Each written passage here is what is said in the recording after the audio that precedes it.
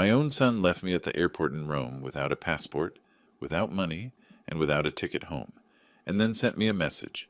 It's your own fault, old man. You trusted too much. He thought I was a helpless old man who would rot away in Italy for weeks. But when Brian and his family returned to Portland and opened the door to my house, I was there waiting for them with a surprise. Before continuing, subscribe to the channel and write in the comments what time it is in your region right now. The departure board at Fiumicino Airport flickered with that terrible finality. Boarding complete. Flight. AA4782 to Portland. Gate closed. My gate. My flight home. I stood at the check-in counter, holding my phone with trembling fingers, calling my son Brian for the 7th time. Straight to voicemail. Again. The Italian security officer looked at me with that particular mixture of pity and suspicion reserved for confused elderly tourists. "Sir, without boarding pass and passport, you cannot proceed to gate," she repeated, her English careful and patient. "You have these documents?" "My son has them," I said, hearing how pathetic that sounded. He was helping me organize everything, and we got separated in the crowd. But we hadn't gotten separated. That was the lie I was still telling myself, even as the truth crystallized with brutal clarity. Brian had taken my documents, my boarding pass, my credit card, all of it. The helpful son juggling passports at security, saying, "Let me handle this, Dad. You're getting confused." Except I hadn't been confused. Not until everything I needed was suddenly in his hands instead of mine. The security officer's expression shifted from pity to concern. "You have money? Hotel?" I checked my wallet. 43 euros in cash. My other credit card was back in Portland, sitting uselessly in my desk drawer. "Not enough for a hotel," I admitted. That's when my phone buzzed. Not a call. A text message. From Brian. "Sorry, Dad, but you're the one to blame. Shouldn't have been so trusting. See you at home. Eventually." I read it twice. 3 times. The words didn't change. Each letter felt like a small, precise cut. Through the terminal windows, I watched the plane push back from the gate. Row after row of lit windows filled with people going home. My seat was in there somewhere. Business class, because I'd paid for the whole family to fly comfortably. Brian, his wife Jennifer, my 2 grandsons, all of them lifting off without me. The security officer was saying something about the U.S. consulate, about emergency services, but her voice seemed to come from very far away. I was doing calculations instead. 40 years as a logistics manager for Northwest Freight Solutions.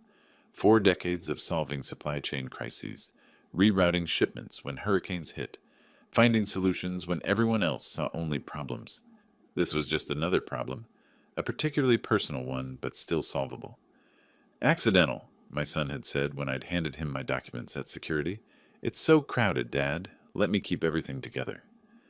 Jennifer had smiled when she'd said it, that warm daughter-in-law smile I'd trusted for 12 years. I looked at the text message again. The casual cruelty of it struck me like a physical blow, but underneath the hurt, something else was forming, something cold and methodical. 40 years of logistics had taught me to assess situations without emotion, to look at resources, identify leverage points, and execute solutions. Brian thought he'd left his helpless elderly father stranded in a foreign country. He'd calculated wrong on one critical variable. I'd spent my entire career turning impossible situations into solved problems. The security officer handed me a card with emergency numbers. I thanked her automatically, my mind already running through the list of contacts I still had memorized. Marcus Grant.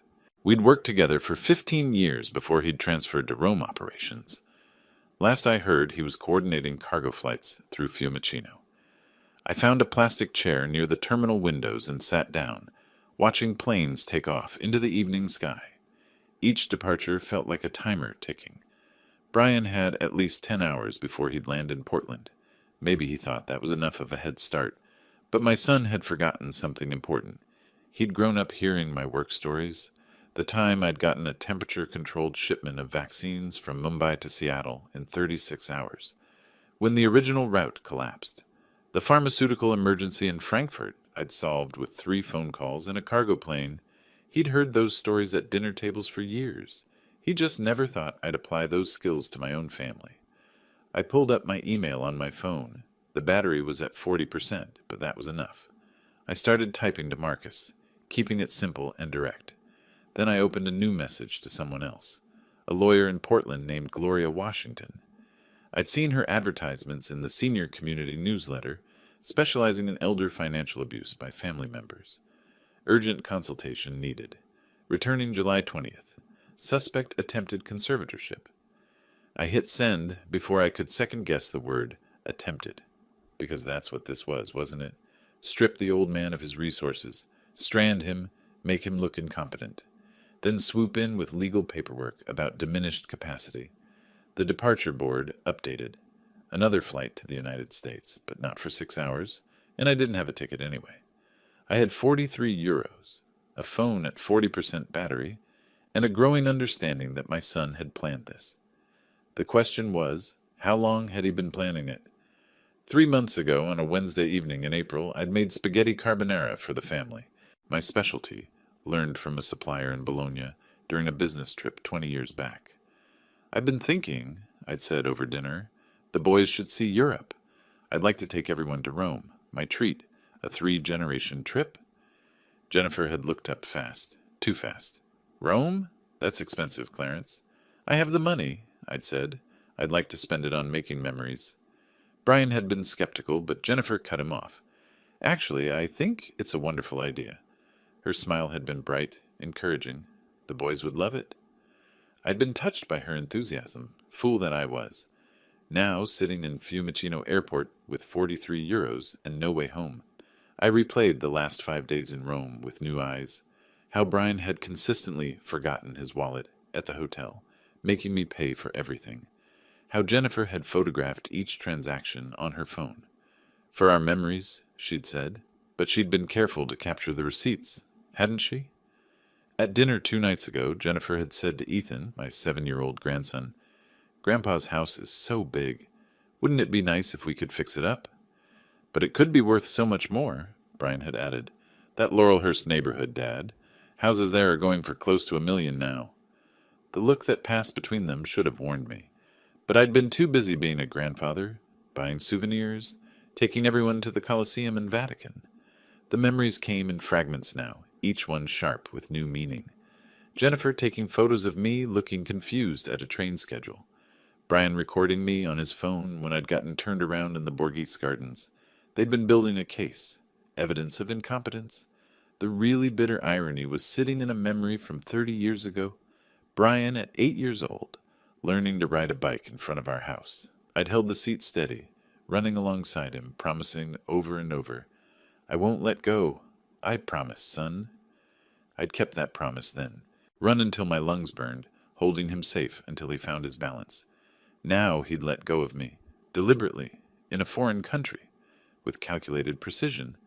My phone buzzed. Marcus Grant, my old colleague, returning my email. Clarence, are you serious? Call me now. I called. Marcus picked up on the first ring. Tell me what happened. But I gave him the abbreviated version. Marcus swore in 3 languages. Okay, he said finally, shifting into problem-solving mode. I have a cargo flight leaving for Cincinnati in 4 hours. FedEx. They owe me favors. It's not comfortable, but it gets you stateside. I'll take it. I'm also calling the consulate for temporary documentation. Clarence, he paused. Your son did this deliberately? Yes. Then you know what you're doing when you get back? I watched another plane lift off into the darkening sky. I'm going to solve the problem. After we hung up, I sat in that uncomfortable plastic chair and let myself feel the transformation from victim to strategist. For 5 years since my wife died, I'd poured everything into being the helpful father, the generous grandfather. I'd let Brian and Jennifer live in my house rent-free, paid for their vacations, their kids' private school, their cars. I'd wanted to be needed. They'd seen a resource, not a father, an asset to liquidate, not a person to love. The truth was sharp and clean. This wasn't an impulsive betrayal. This was calculated, planned during family dinners and vacation planning sessions, executed with precision at an international airport. My phone battery was at 32%. I pulled up Gloria Washington's website, reading her bio. She specialized in exactly this: family members attempting to gain conservatorship, elder financial abuse, inheritance disputes. Her tagline was, "Protecting your rights, protecting your legacy." Perfect. I had 36 hours of cargo flights ahead of me. Time to plan, time to think, time to remember that logistics wasn't just about moving freight. It was about understanding systems, finding vulnerabilities, and executing solutions with precision. Brian thought he'd stripped me of resources and left me helpless. He'd forgotten the most important resource I had: 40 years of experience turning disasters into victories. The departure board updated again. My son's flight was somewhere over the Atlantic now.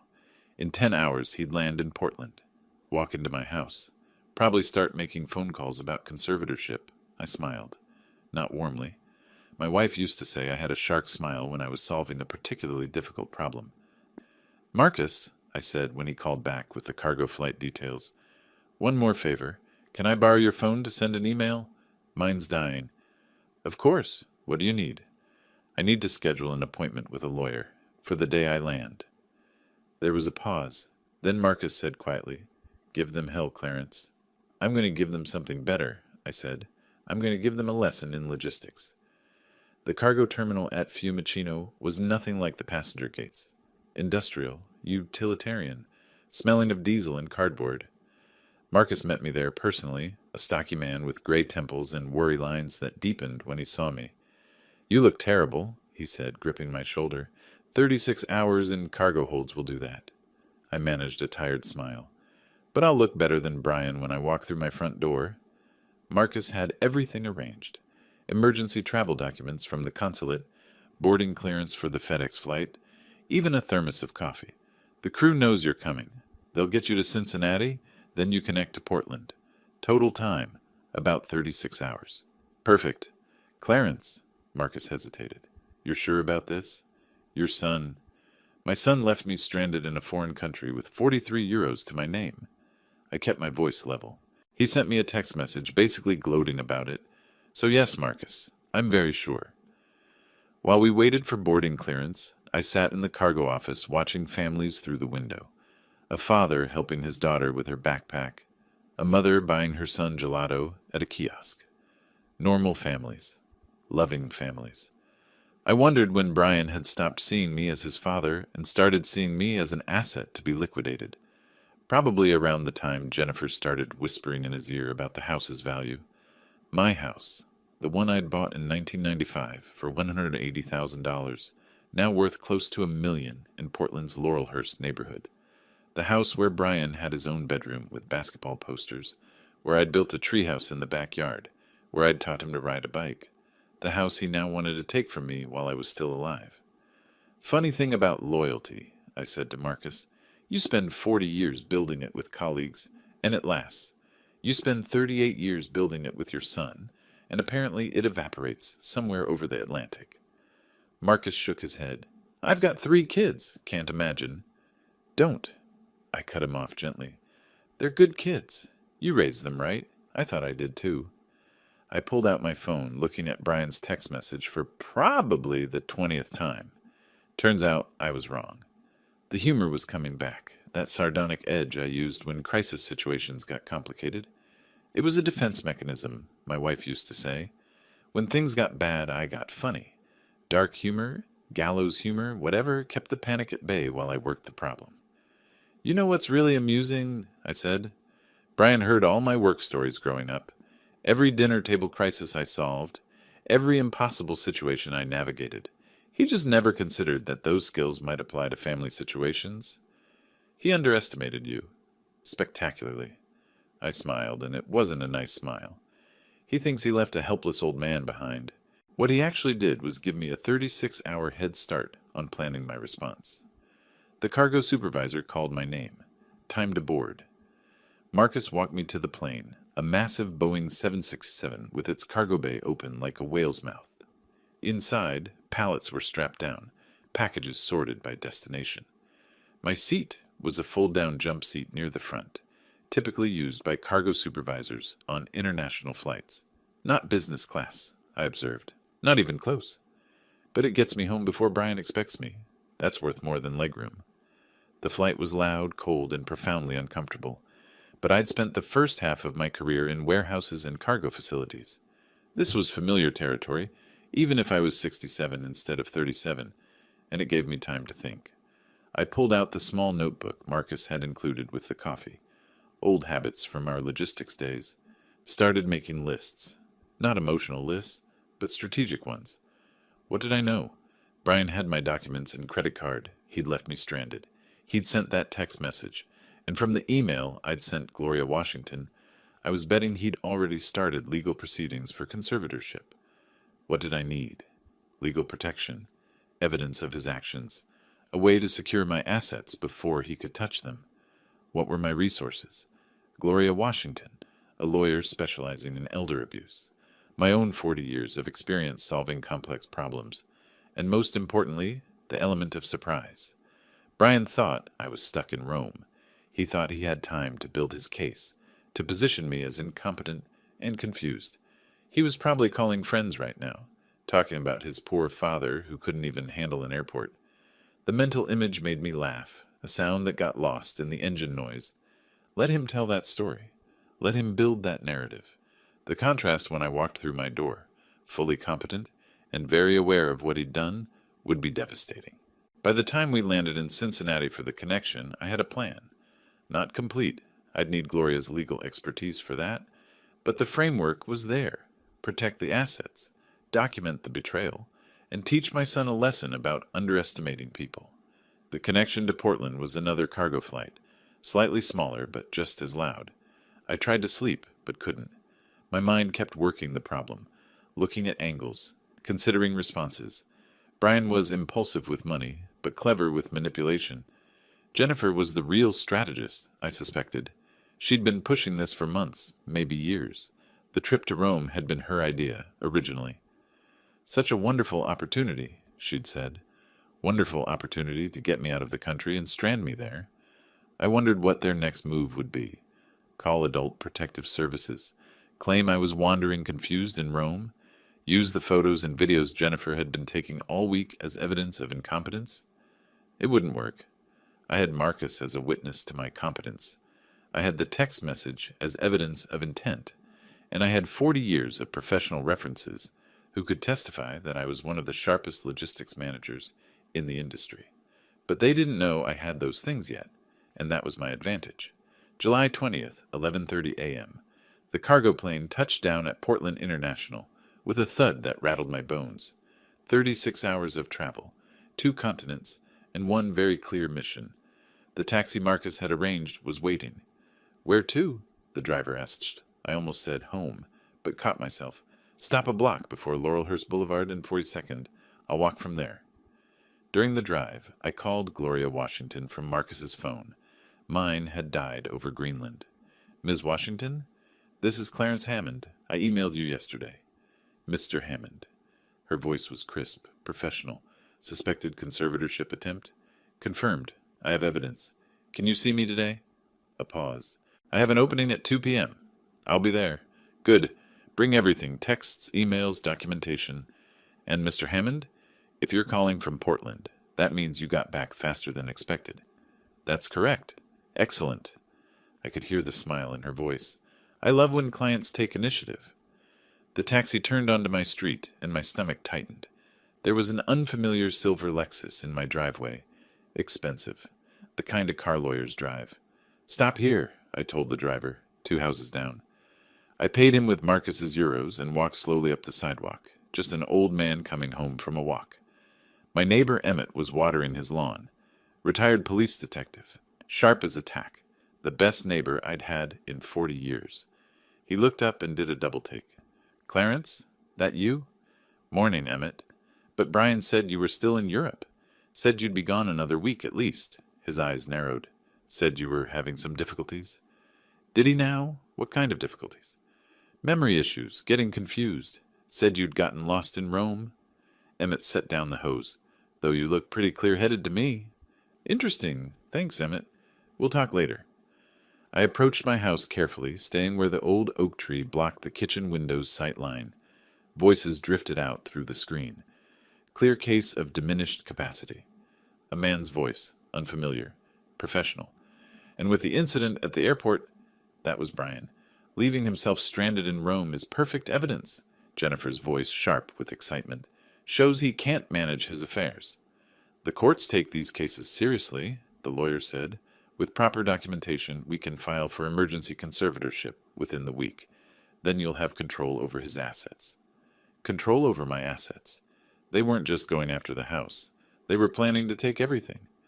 I pulled out my phone and took photos through the window. Brian and Jennifer at my kitchen table, with a man in an expensive suit, papers spread between them. All three faces visible, documents clear enough to read the letterhead. Then I walked up to my front door and rang the bell. The voices inside stopped. Footsteps. The door opened. Brian's face went through an impressive color transformation, from normal to pale to something approaching old cheese. His mouth opened, closed, opened again. Dad, how? When did you? Hello, son. I kept my voice pleasant. May I come into my own house? He stepped back mechanically. I walked past him into the kitchen. Jennifer had half risen from her chair, one hand pressed to her chest. The lawyer, 50-ish, expensive suit, briefcase open on the table, looked distinctly uncomfortable. Mr. Hammond, he said, recovering faster than my son. Scott Miller. I'm an attorney. Specializing in conservatorship cases. Yes, I heard. I looked at the papers on my table. Emergency filing for diminished capacity, based on my supposed inability to navigate a Roman airport. Dad, we can explain, Brian started. Please don't. I held up one hand. I have 40 years of experience recognizing lies. You're not even good at it. I turned to Scott Miller. Mr. Miller, does the Oregon State Bar know you're helping a client file conservatorship papers for a man who is demonstrably competent? A man who managed to get himself from Rome to Portland in 36 hours using cargo flights? Does that sound like diminished capacity? Miller's composure cracked. He glanced at Brian. You said he was stranded in Rome? He was. Brian's voice pitched up. We left him there. He couldn't possibly. He stopped. The words hung in the air. You left me there. I repeated it softly. Yes, Brian, you did. Deliberately. With my passport, my boarding pass, and my credit card. Jennifer made a small sound. Miller started gathering papers. I think, the lawyer said carefully, we need to revisit this case. Brian, I'll call you tomorrow. Mr. Hammond, I apologize. Save it. I walked to the door, held it open. Leave. He left fast. I closed the door and turned to face my son and daughter-in-law. They stood frozen, Jennifer's hand still at her throat, Brian looking like he wanted to disappear. I recorded your conversation through the window, I said conversationally.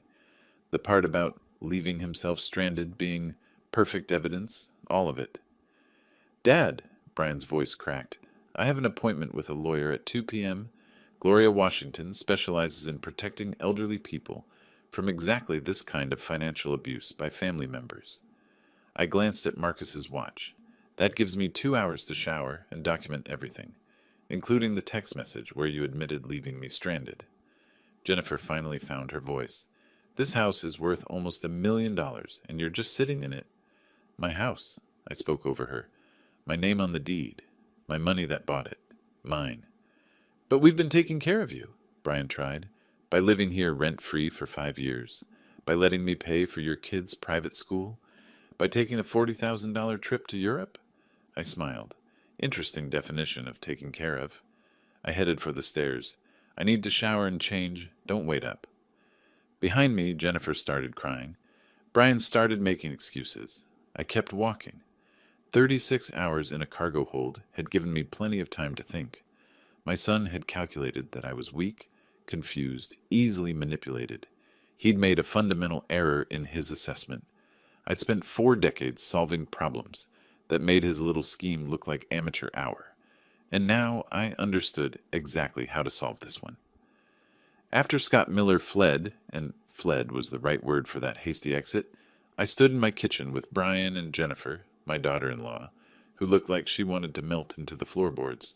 Brian had recovered some of his composure, which meant the excuses were about to start flowing. Dad, listen, he began. Stop. I held up one hand. I have 40 years of experience recognizing lies from suppliers, trying to explain why shipments went missing. You're not even good at it, Brian. You never were. His face flushed. Good. anger was better than calculation. Angry people made mistakes. Jennifer tried a different approach, her voice taking on that wheedling tone I'd heard her use with Brian when she wanted something. Clarence, you have to understand. We were just trying to protect you. You're getting older, and we thought... You thought you'd strand me in a foreign country, claim I was incompetent, and seize control of my assets while I was helpless. I pulled out my phone, Marcus's phone, technically. I recorded your conversation with Miller through the window. The part about how leaving me stranded in Rome was perfect evidence of my incompetence. How you planned to file for emergency conservatorship, all of it. The color drained from Jennifer's face. She actually stumbled back against the counter, one hand going to her throat. It was almost theatrical, except the panic in her eyes was genuine. You can't use that in court, Brian said, but his voice lacked conviction. Can't I? Oregon is a one-party consent state for recordings. I was present. The recording is legal. I wasn't entirely sure that was true, but neither was Brian, and his face suggested he was buying it. But more importantly, I have the text message you sent me. The one where you said, and I quote, "It's your own fault. Shouldn't have been so trusting." Brian opened his mouth, closed it. His face was doing something interesting, a sort of panicked calculation, like he was running through options and finding them all blocked. I almost felt sorry for him. Almost. I continued conversationally, walking to the coffee maker and starting a pot, have Marcus Grant as a witness. You remember Marcus? Worked with me for 15 years before transferring to Rome. He's the one who arranged my cargo flight home. He can testify that I was perfectly competent when I contacted him, that I coordinated complex international logistics, while supposedly stranded and confused. The coffee maker gurgled. The sound was absurdly normal in the tense silence. So here's what's going to happen, I said, pouring myself a cup. At 2 p.m., I have an appointment with Gloria Washington. She's a lawyer who specializes in elder financial abuse by family members. Fascinating specialty, really. Apparently, it's more common than you'd think. Adult children trying to seize their parents' assets before the parents are actually deceased. This is insane, Brian said, finding his voice. You're making this into something it's not. We were trying to help. By taking my documents and leaving me in Rome?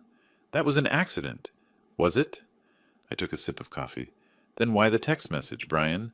Why tell me it was my own fault for being trusting? That doesn't sound like an accident. That sounds like someone gloating. Jennifer started crying.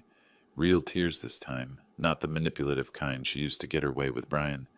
We just wanted what was fair, she sobbed. This house is worth almost $1 million, and you're just sitting in it. My house, I interrupted. My name on the deed. My money that bought it in 1995 for $180,000. Mine.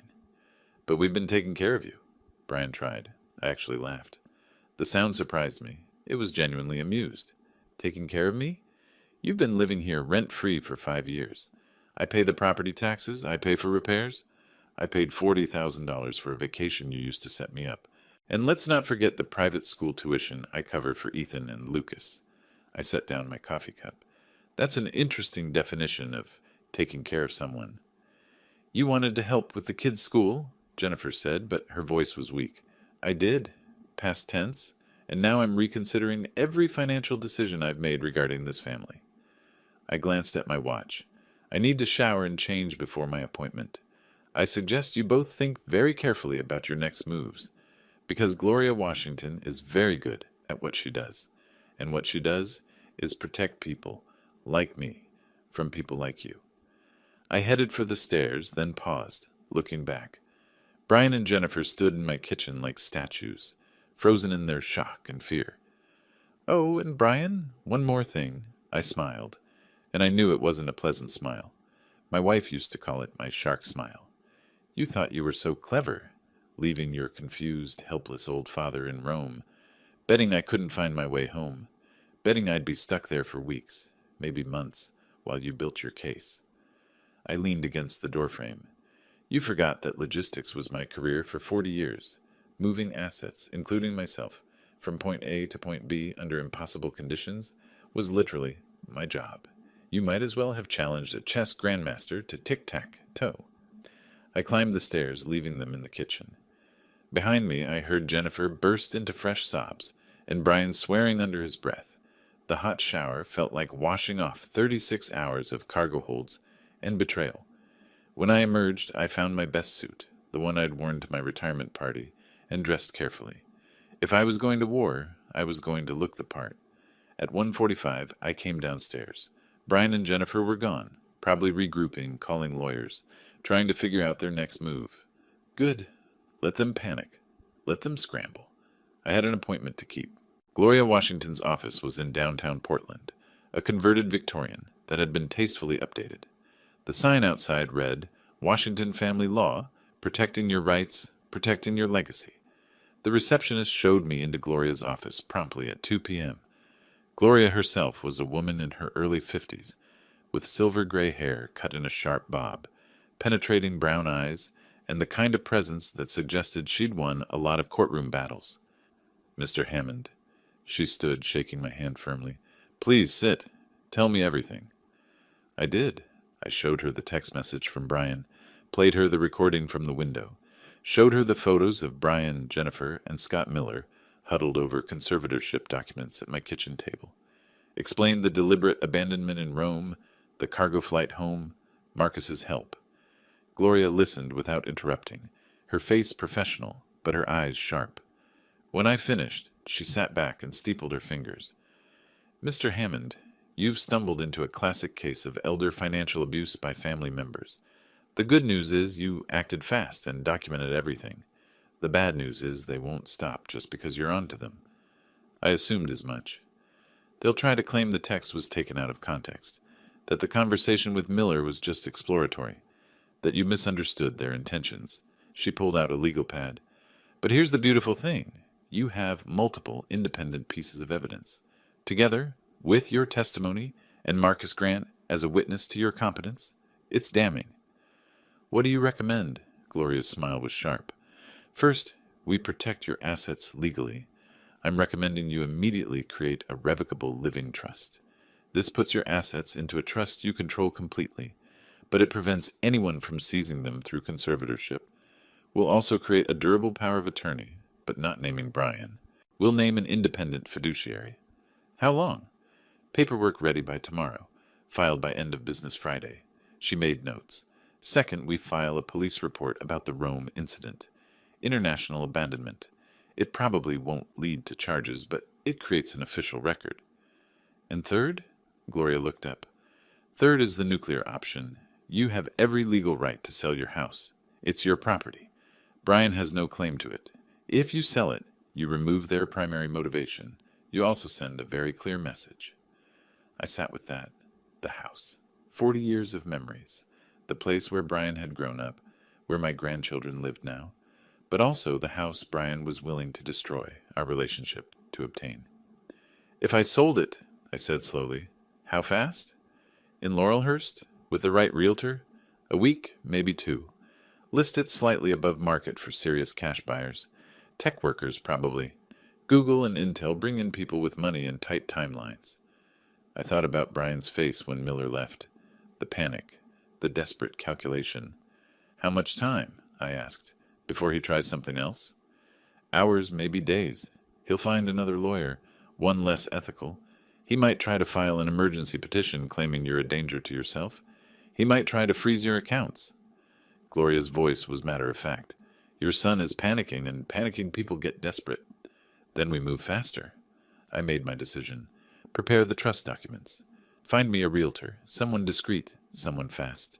I want that house listed by tomorrow, sold within the week. Gloria studied me. You're sure? This is your home. My home, I said quietly, stopped being my home the moment my son sent that text message. Now it's just real estate, and I'm very good at liquidating assets when necessary. She nodded slowly. I have a realtor I work with, Bob Turner. He specializes in quick, quiet sales. I'll call him tonight. Good. Mr. Hammond. Gloria hesitated. Your grandchildren. This will affect them. I know. That was the part that hurt. Not Brian's betrayal. I'd come to terms with that over the Atlantic. But Ethan and Lucas, 7 and 4, who had no idea their parents were using them as pawns. Can I set up an educational trust for them? Something Brian can't touch? Absolutely. In fact, I recommend it. Shows you're thinking clearly. The opposite of incompetent. She made another note. We can set it up so funds release when they turn 18. Do it. 50,000 each. Gloria's eyebrows rose. That's generous. They're innocent. They shouldn't suffer because their father is an idiot. I stood. How much do I owe you? First consultation is free for cases like yours. Gloria stood as well, extending her hand. Mr. Hammond, I've been doing this for 20 years. I've seen a lot of families torn apart by greed, but I've rarely seen someone respond as strategically as you have. Your son made a serious miscalculation. Yes, I agreed. He forgot who raised him. He forgot where he learned to plan ahead. I moved toward the door, then paused. Actually, that's not quite right. He never learned those skills. I tried to teach him responsibility, strategic thinking, consequences. But he was too busy assuming everything would just be handed to him. Well, Gloria said with grim satisfaction, he's about to learn those lessons now. The hard way. I walked out into the Portland afternoon, feeling lighter than I had in days. Brian thought he'd trapped me. Thought he'd left me powerless while he seized control. But all he'd really done was show me exactly who he'd become, and given me perfect clarity about what I needed to do next. My phone buzzed. A text from Brian. Dad, we need to talk. Please. This is getting out of hand. I typed back. You're right. It is. You should have thought of that before you left me in Fiumicino. Then I turned off the phone and went to find dinner. I had a busy week ahead. The next morning I woke up in my house for what I knew would be one of the last times. The thought should have made me sad. Instead, I felt liberated. At breakfast, Brian and Jennifer were already at the table. They looked like they hadn't slept. Morning, I said cheerfully, pouring coffee. Sleep well? Brian's eyes were bloodshot. Dad, we need to talk. Oh, I agree. I sat down with the newspaper. Look at this. Another story about someone trying to scam a retiree. Can you imagine? What kind of person does something like that? The color drained from Brian's face. Jennifer stared at her plate. Over the next 3 days, I played the role perfectly. Completely normal, which terrified them more than anger would have. Every morning, I'd comment on news stories about elder abuse. Financial exploitation of seniors is at an all-time high. Fortunately, I'm not naive enough to fall for something like that. Brian's nervous smile never reached his eyes. What they didn't know was that I'd been very busy. Tuesday morning, while Brian was at work, Bob Turner arrived. Gloria's recommendation, mid-40s, professional, quietly competent. Beautiful property, Bob said. Laurelhurst Craftsman, well-maintained. This'll move fast. How fast? Listed at $895. I'd bet we have offers within 48 hours. Cash buyers, probably tech workers. Do it. But Bob, discretion is crucial. No yard sign, no open houses, online listing only. Bob nodded. Gloria explained, I'll be careful. By Wednesday morning, we had 3 showing requests. Bob scheduled them when Brian was at work. Wednesday at 11 a.m., a couple from Intel. Young, enthusiastic, pre-approved. They liked the house but wanted to think about it. Wednesday at 2 p.m., a Google project manager. California transplant, all cash, looking to close fast. She spent 20 minutes in the backyard. Thursday at 10 a.m., software engineers working from home. They walked through twice, measuring, planning. I watched from Emmett's house next door. This is the damnedest thing I've ever seen, Emmett said. You're really selling it out from under him? He tried to steal it out from under me. I'm just being more efficient. By Thursday afternoon, 2 offers. The Google manager came in at $880,000, all cash, 7-day close. The engineers offered $895,000, but needed 2 weeks. I took the cash offer. Speed mattered more than $15,000. Meanwhile, Brian was spiraling. I could see it in the way he paced at night, in hushed phone calls he took in the garage. Thursday evening, Jennifer asked, What do you think, Clarence? Pointing to paint samples. For the living room? Why are you repainting my living room? Well, eventually... She trailed off. Eventually what? Nothing. Never mind. Friday morning, I met Bob downtown to sign the preliminary agreement. Closing is Monday, July 28th, 10 a.m., Bob said. My office. Perfect. That evening, Brian was on the phone in the garage. Yes, I understand the fees. No, he's not actually incompetent, but we can make a case. I stood in the doorway. He didn't notice until I spoke. Any luck? Brian spun around. Dad, I was just looking for a lawyer unethical enough to file false conservatorship papers. I smiled. Good luck with that. Most attorneys prefer to keep their licenses. I'm trying to protect you. From what? Having control over my own property? I turned to go. Oh, and Brian, those paint samples Jennifer's looking at? I wouldn't buy the paint just yet. Saturday morning, Jennifer was browsing furniture websites, adding items to shopping carts. Planning a redecoration? I asked. She jumped. Oh, yes, just looking. Planning to buy all that furniture? Well, eventually, She stopped. When you what, Jennifer?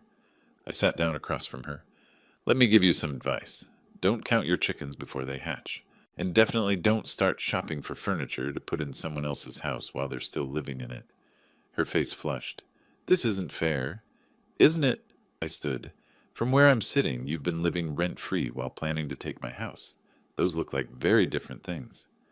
Sunday evening, I sat them down in the living room. We need to talk, I said. They exchanged hopeful glances. They thought I was backing down. I want you both to know, I said carefully, that I've given thought to everything that's happened. The trip to Rome, the text message, the meeting with Scott Miller, all of it. Dad, Brian started, and I've made some decisions about my future, about this house, about my assets. I paused. Tomorrow morning you'll understand everything. Family meeting at 8 a.m. Don't be late. At 7:30 Monday morning, I made coffee and set out 3 mugs. At 7:45, Brian and Jennifer appeared, nervous but hopeful. They still thought they could win. At 8 a.m. exactly, I pulled the folder from my briefcase and laid it on the table. Let's begin, I said. I opened the folder slowly, watching their faces. Purchase and sale agreement, I read. Property address, 4247 Laurelhurst Boulevard. Seller, Clarence Edward Hammond. Buyer, Sarah Chen and David Chen. The words hung in the air for exactly 3 seconds. Then Brian exploded. What? He lunged for the folder, but I pulled it back. These are legal documents. You'll want to be careful. You sold the house? His voice went up an octave. You can't. I did. Sale closes today at 10 a.m. Cashier's check for $895,000. All cash. Jennifer's face had gone white, then red, then purple. This is our home. No, this is my house. Your name appears nowhere on the deed. You've been living here as my guests. Now I'm selling it. You can't do this. Brian was pacing, running his hands through his hair. I'll stop it. I'll file an injunction. With what lawyer? I asked. Scott Miller won't touch this. And any other lawyer is going to ask uncomfortable questions, like why my son is trying to prevent me from selling my own property. Brian's face went pale. He looked at Jennifer, who had started crying. This is insane, he said, but his voice lacked conviction. You're proving you need help. Am I? I pulled out another document. This is a letter from Marcus Grant. He's written a detailed account of how I arranged emergency travel and managed complex logistics, while supposedly incompetent and abandoned. Brian's mouth opened and closed. No words came out. This, I continued, is a medical evaluation from my doctor. Clean bill of health. No cognitive issues. And this is a letter from Gloria Washington confirming I'm acting of my own free will and sound mind. Gloria Washington, Brian repeated. You hired a lawyer. Did you think I wouldn't? I almost laughed. Brian, I spent 40 years anticipating problems and solving them. Did you really think I'd let you take everything? Jennifer was sobbing. Where are we supposed to go? What about the kids? That is not my problem. You've had 5 years of rent-free living. Roughly $150,000 in housing costs you haven't paid. I'd say I've been generous enough. You're throwing your grandchildren out? Jennifer's voice was shrill. No, I'm evicting their parents, who tried to rob me. There's a difference, and you're not going to be on the street. Jennifer's parents live in Beaverton. You have friends. You have credit cards. Brian has a job. Brian's face was working through emotions, anger, fear, calculation, desperation. I'll challenge this. I'll prove you're not competent. With what evidence? I leaned forward. I traveled halfway around the world, arranged legal representation, sold my house, and executed an estate plan in 1 week. If that's incompetence, most people should be so lucky. The Rome thing? You mean when you deliberately abandoned me after stealing my documents? I pulled out my phone. I still have your text message. It's your own fault. Shouldn't have been so trusting. Would you like me to read it out loud, or submit it as evidence? Brian slumped into his chair. Jennifer was still crying. Softer now. The reality was sinking in. Why are you doing this? Brian asked, genuinely bewildered. You really don't know? I stared at him. Brian, you left your father stranded in a foreign country. You stole my documents. You sent me a gloating text. Then you immediately started legal proceedings to have me declared incompetent. And you're asking why I'm defending myself. I'm your son. You were my son, I corrected quietly. The moment you sent that text from the plane, you stopped being my son and became someone trying to rob me. And I don't let people rob me. Jennifer looked up, mascara running. What about Ethan and Lucas? Don't you care about them? I care about them more than you do, because I'm not using them as pawns. I pulled out another document. This is an educational trust. $50,000 for each of them, releasing when they turn 18. Money you can't touch, can't borrow against, can't use as collateral.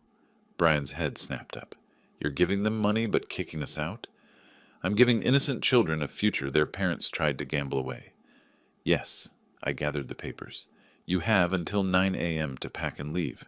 Whatever you can't move by then gets donated. The new owners arrive at 10. One day, Jennifer shrieked, you had 5 years to save money, get your own place, build a life. You chose to spend those 5 years planning to steal mine instead. One day is generous. Brian was looking at me like he'd never seen me before. Who are you? I'm the man you underestimated, I said simply. I'm the man who spent 40 years solving problems, more complex than your little scheme.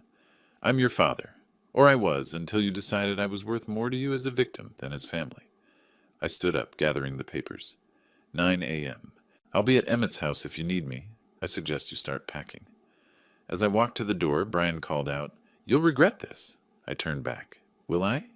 Let me tell you what I regret. I regret not seeing this coming sooner. I regret paying for a vacation you used to set me up. I regret 5 years of trying to be generous. I paused. But selling this house? Protecting my assets? Making sure you can't steal from me? I don't regret that at all. That's just good crisis management.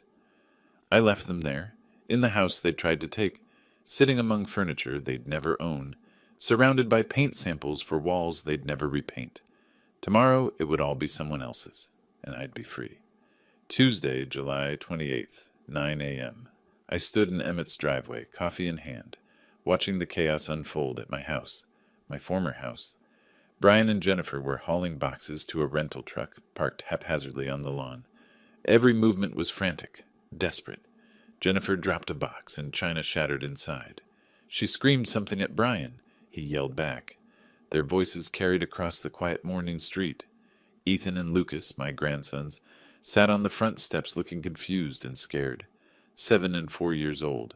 Too young to understand why everything was being thrown into boxes, why their parents were shouting, why their world was ending. That was the only part that hurt. You doing okay? Emmett asked from beside me. I will be. You did the right thing, Clarence. Your son's an idiot. Yes, I agreed. Yes, he is.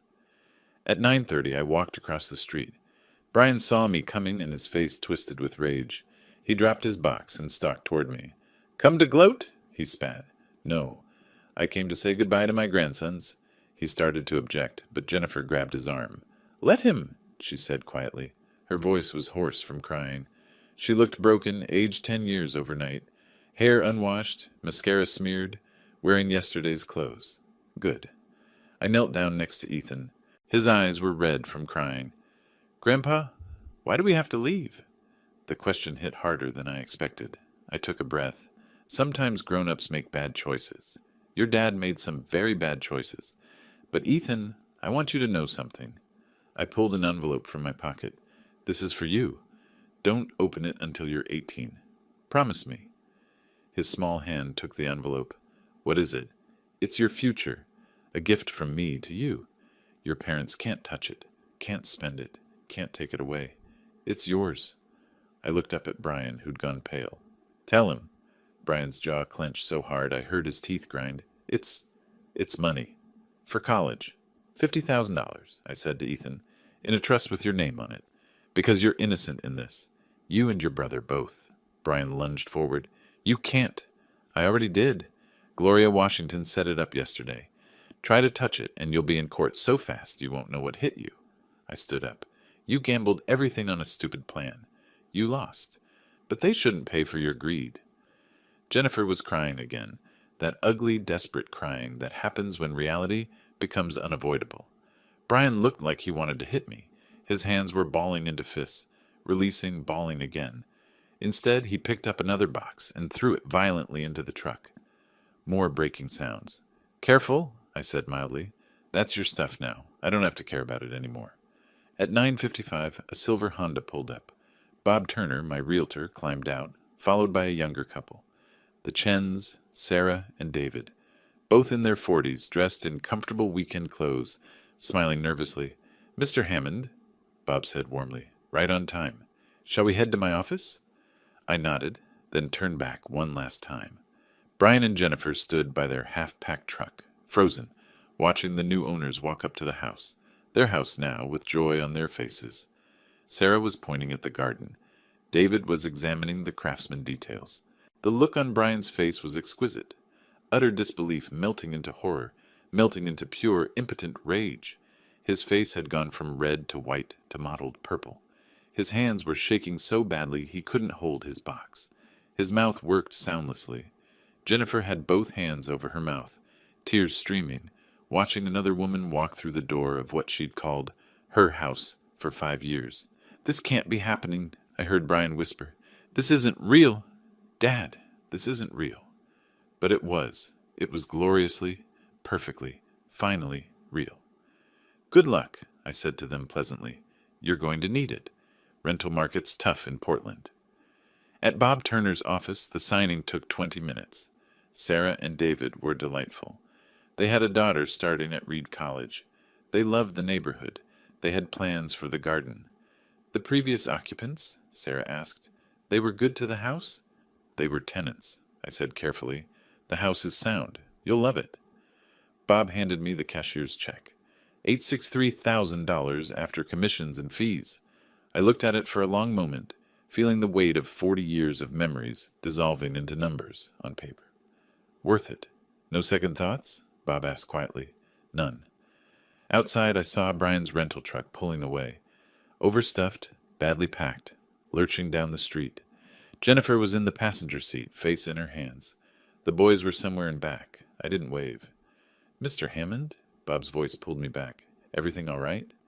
Everything, I said, is exactly as it should be. I gave Brian life, education, a home, opportunities. He chose betrayal. Now he gets to live with that choice. That's not cruelty. That's consequences. I signed the final page with a flourish. The house was no longer mine. And standing there, holding that check, I'd never felt lighter in my life. Wednesday, July 29th, morning. My temporary apartment in Beaverton was small, 1 bedroom, furnished, month-to-month lease. The realtor had found it for me in an afternoon. It would do while I figured out what came next. My phone rang at 7 a.m. Brian, I let it go to voicemail. It rang again at 7:15, again at 7:30. At 8, a text message. Dad, please, we have nowhere to go. Jennifer's parents won't take us. The kids are scared. Please. I wrote back, you should have thought of that before you left me in Rome. There are shelters. There are motels. There are friends. And there's an idea you might not have considered. Getting a job and renting a place like normal adults. Another text. You're really going to abandon your grandchildren? No, I wrote. I set up trust funds for them. I'm abandoning their parents who tried to rob me. Big difference. No response after that. At 10 a.m. I texted Gloria Washington. Thank you for everything. Send me the bill. Her reply came quickly. First consultation free. For cases like yours, personal satisfaction. Good luck, Clarence. You did the right thing. I smiled at that. At noon, I got an email from Laurelhurst Academy, the private school Ethan and Lucas attended, or had attended.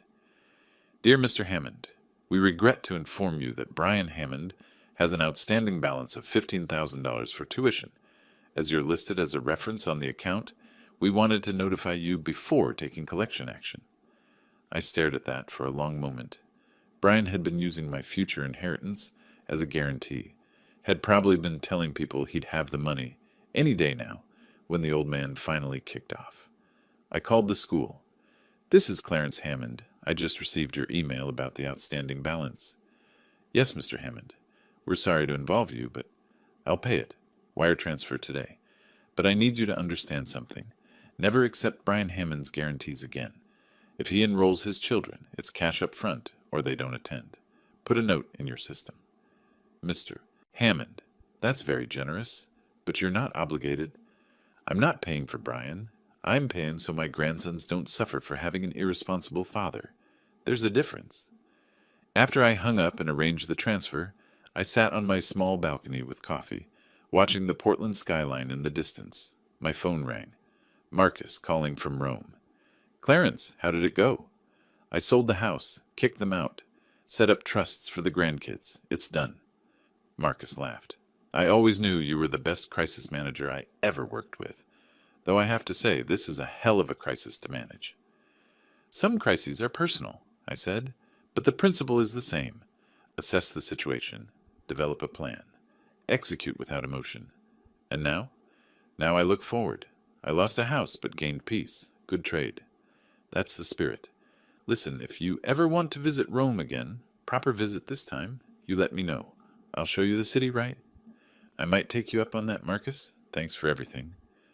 After we hung up, I opened my laptop. I'd been researching properties for the last few days. There was a small house in Cannon Beach, 2 hours from Portland. $350,000, ocean view, quiet neighborhood, simple. Nothing like the Laurelhurst house, nothing like 40 years of memories, but that was the point. New chapter, new address, new life. No betrayers, no manipulators, no one treating me like an ATM or an obstacle. Just me, the ocean, and whatever came next. I started writing an email to the realtor when my phone dinged. Another text from Brian. "Dad, I'm sorry. I made a mistake. Can we talk? Please?" I looked at that message for a long time. Then I deleted it. Some things, once broken, can't be fixed. Some betrayals can't be walked back. Brian had made his choice in Rome, in that text message, in Scott Miller's presence. He'd chosen greed over love, calculation over family. Now he got to live with the consequences. I finished the email to the Cannon Beach realtor. "I'm interested in viewing the property this weekend. Can we arrange a showing?" The response came within minutes. "Absolutely. Saturday at 2 p.m.? I confirmed it and closed the laptop. Through the window I could see Mount Hood in the distance. Clear skies. Beautiful day. My phone rang once more. Brian again. I declined the call and blocked the number. Then I poured another cup of coffee and sat in the summer sunshine, planning my next move. 40 years in logistics had taught me one essential truth. When one route closes, you find another. When Plan A fails, you execute Plan B. Brian had tried to close all my routes, but he'd forgotten the most important thing. I'd been finding alternate routes my entire career. Cannon Beach, small house, ocean view, simple life. It sounded perfect. If you like this story, please like this video, subscribe to the channel, and share your impressions of this story in the comments. To listen to the next story, click on the box on the left. Thank you for watching.